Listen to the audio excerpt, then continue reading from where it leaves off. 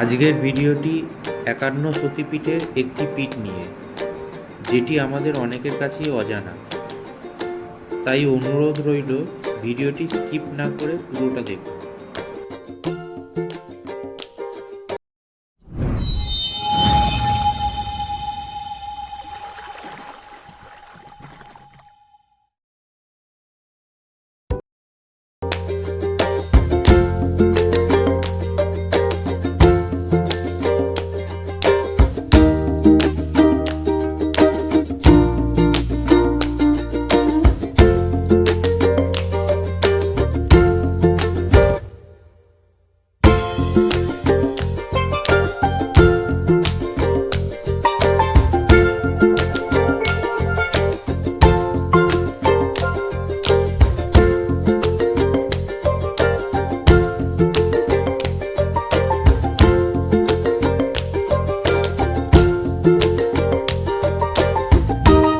পশ্চিমবঙ্গের বীরভূম জেলায় যে কটি সতীপীঠ রয়েছে তার মধ্যে লাভপুরের ফুল্লরা মন্দির অন্যতম।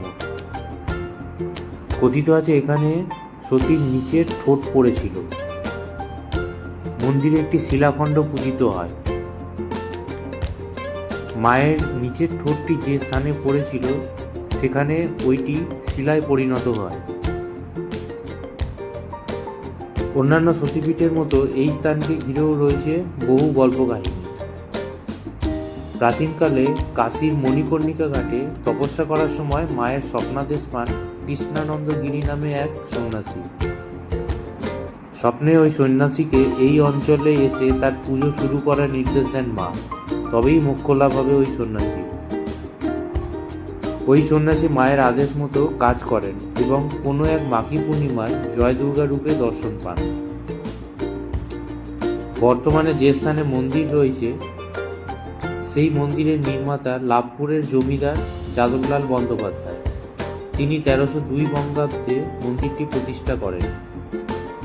বর্তমানে মন্দিরটি কাঠামোগত কিছু পরিবর্তন হয়েছে ও মন্দিরে প্রচুর টেরাকোটার কাজ করে বেশ সুন্দর পরিকাঠামো দেওয়া হয়েছে।